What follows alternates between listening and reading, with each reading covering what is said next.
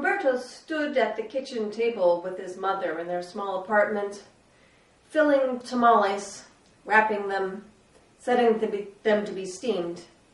The tamales were not for their own dinner. His mother sold tamales in order to make their living. And Roberto was thinking about those tamales and the fact that it's really hard to sell enough tamales to make enough money to buy Christmas presents. Christmas presents were on his mind. He really wished he could buy something for his mom. She worked so hard. And, well, if you get down to it, he really would have liked some presents for himself. He had a pretty good idea about how Santa functioned, and he was pretty sure that making a list for Santa was not going to be the sort of thing that made presents appear under the tree that they didn't have. "Mommy," he said, "maybe we should buy a lottery ticket. If we bought a lottery ticket, at least we'd have something to hope for." "Mijo, a lottery ticket, really? I'll tell you what kind of hope for I believe in. I believe in the hope for that you build with your own two hands." "One tamale at a time," said Roberto. "See, one tamale at a time." And his mother went back to filling and wrapping and placing tamales in the steamer. Well, nothing to be done. And so when the tamales were ready, Roberto and his mom loaded them up into their rattly car and drove to the thrift town parking lot, which seemed to be the best place to sell tamales. Well, it was plenty busy that day. Apparently everybody was in the shopping spirit, even people who shopped at the thrift store. But all the coming and going didn't seem to lead to such a lot of people wanting to buy tamales. And after a while, Roberto's mom said, "You go on inside.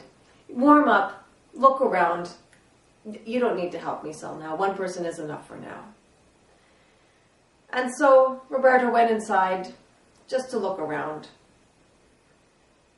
And there, on a hanger by the cashiers, was the most beautiful wool coat he'd ever seen. It was a deep blue, and there was embroidery on the sleeves, and he knew it would be just the Christmas present for his mom.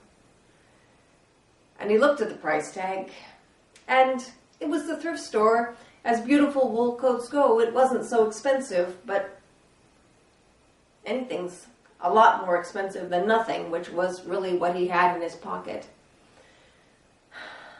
Hope, huh? A lot of hope there is here. And as he turned around, he noticed that there was a woman who was struggling to take the heavy chair that she'd just bought out to her car, and without really much thinking about it, he said, "Excuse me, ma'am, would you like a hand with that?" "Oh, that would be great. I just don't even know how to pick this thing up."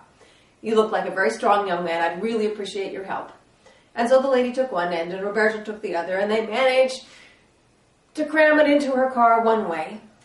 "Thank you ever so much for your help," said the lady, giving Roberto a $2 tip for his efforts. A tip? That hadn't even occurred to him. And he rushed back inside, looking for other people who might need help moving their purchases. And sure enough, before long, there was a dad with two little kids and a desk that needed to go up on top of his car.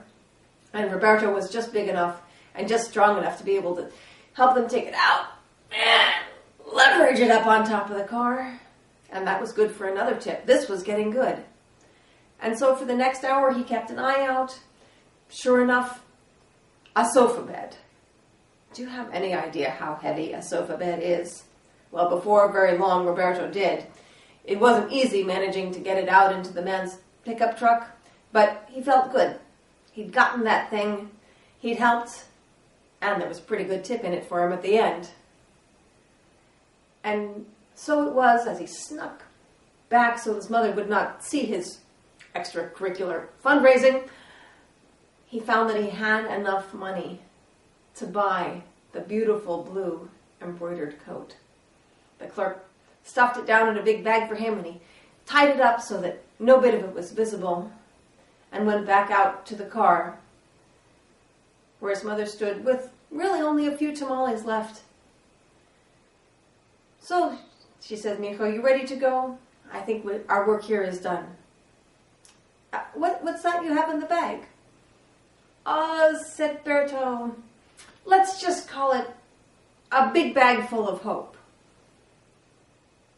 Okay, said his mother, a big bag full of hope.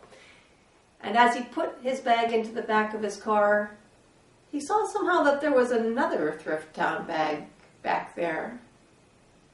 Mommy, he says, what's in your bag? Oh, said his mom. Nothing you need to know in too much detail, just another bag of hope. The kind of hope you make one tamale at a time? See, said his mother. One tamale at a time.